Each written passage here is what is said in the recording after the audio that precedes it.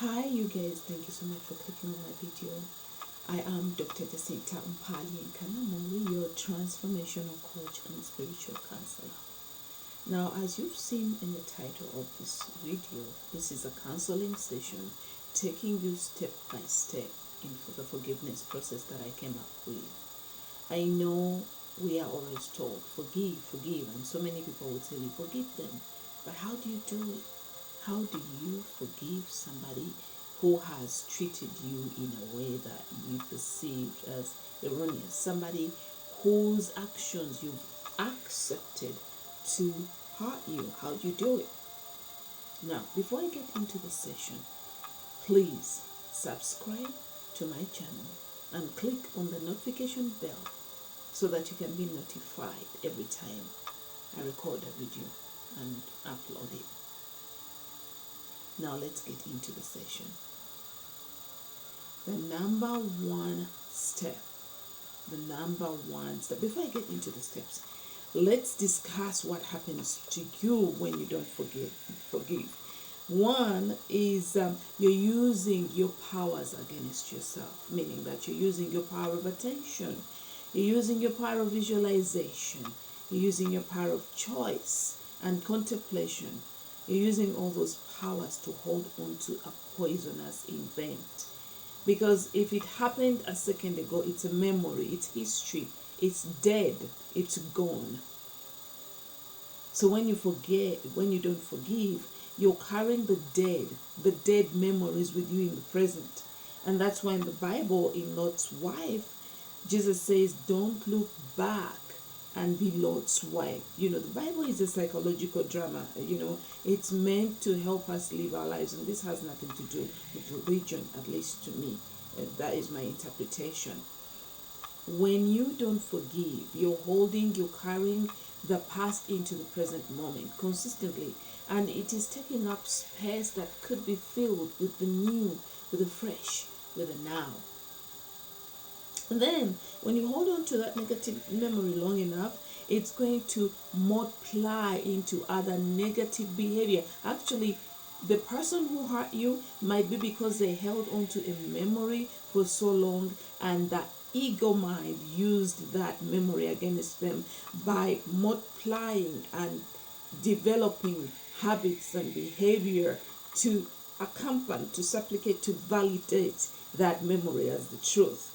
You know, the psychic mind has a way of developing behavior to support another behavior so that you don't think you're crazy. And that's the ego at work at its best. So when you hold on to this memory, it's going to develop into a negative physical manifestation in your body. Remember, energy is never lost. So if you're holding on to something so long, it's going to want to represent itself. It's going to believe. Actually, it's going to dwell on your belief. It's going to vampire. It's going to parasite on your belief in it to create a physical representation of itself in your body. Because, listen, it has no life without your attention. It wants to live in you. And the only way it lives in you is with your attention and your belief. So it's going to create pain somewhere. It's going to create maybe headaches or backache or whatever. It's not going to leave you alone until you leave it alone. Okay, so now you know what happens when you don't forgive. And many more other things could happen, you know.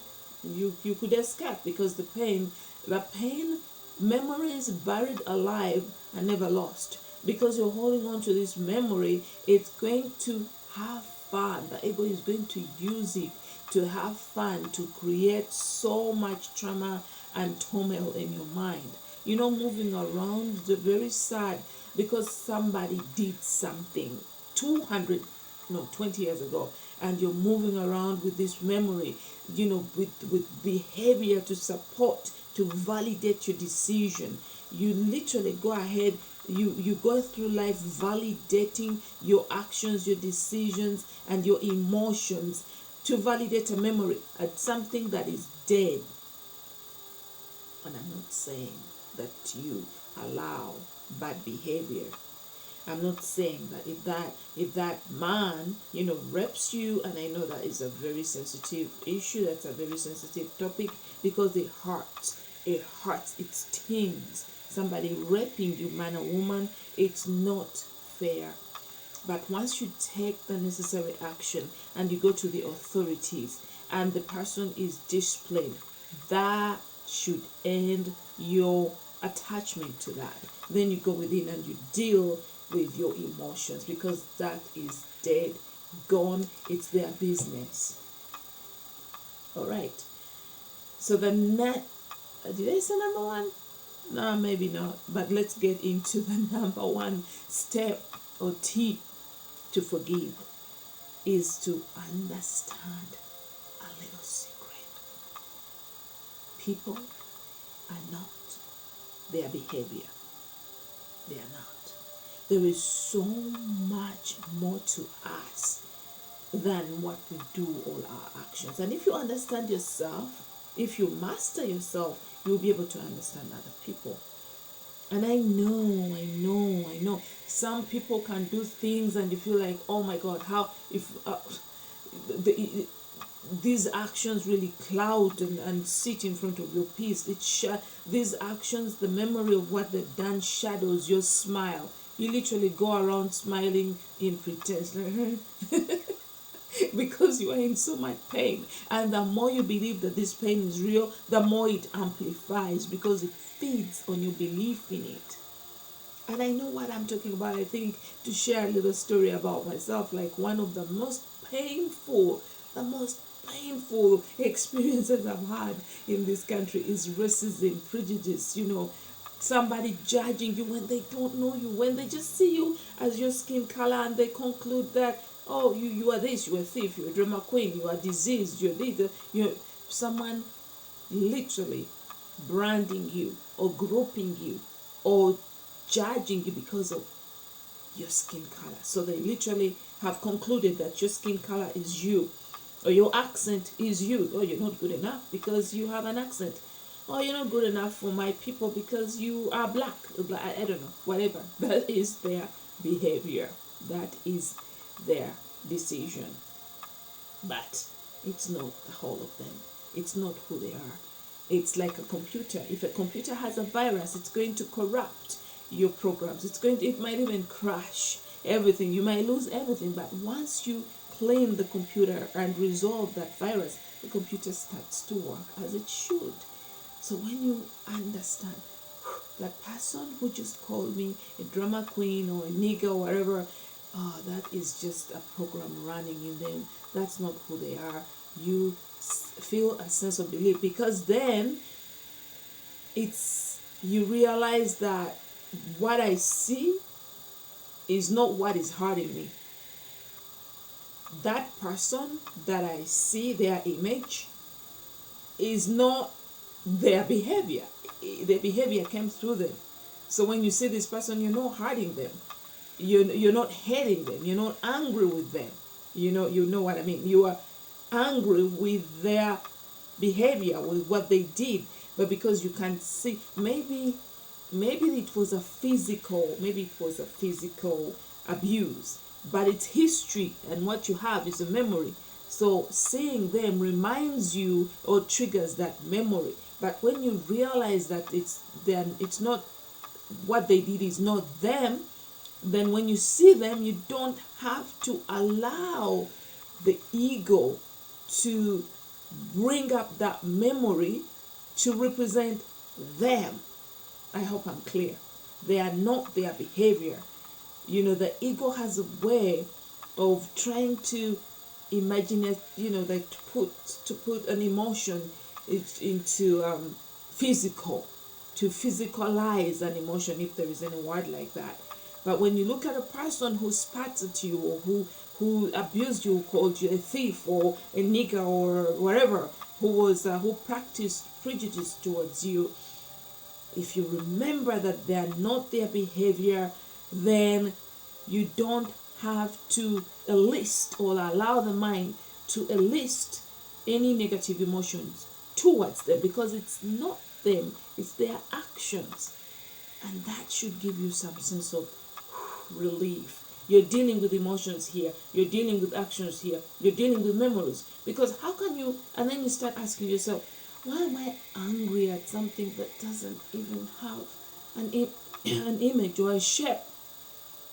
Because their actions had, of course, their actions, if they abused you physically, their actions might have a physical representation, like a scar. But the action itself is no longer present. There are results, but the action is in history. So you thinking about the action and being mad at it and holding on to it, you're holding on to a memory, and it's that memory does not really represent what was done. Because when you go back to think about that memory, to relive it, you bring in your state of mind today to the past. So you're visualizing, you're creating something that is already dead. You're trying to recreate it. So when you understand that what you're trying to recreate does no longer exists, it doesn't have a shape or image, it's just an emotion, it's just a memory, and whatever it becomes is you, then you start letting go. You start letting go. The second step is to bring your attention back to you. You close the door to the external world. You close the door. You bring down the curtains when you're self-contemplating, and then you understand the second point. I am not my behavior. You understand that you're not your behavior. And behavior is beyond action. Behavior is mindset. Behavior is thought process. Behavior is beliefs, how you project inward or outward. So then you start saying, you know what? I'm not this anger. I am not this anger against that person. I am not this anger, and I'm not going to believe it. So you start using your power of belief to believe who you are, and take the belief away from who you're not. And then if you believe, oh man, they were so mean to me, if you say that person was so mean to me, that's a thought. That's a thought. You have to catch yourself immediately and say, no, that's a thought. That's not me. That's a thought. That's not me. That something has triggered that thought. The ego has brought it into my consciousness, into my awareness, and that's not me. And it doesn't matter what comes up.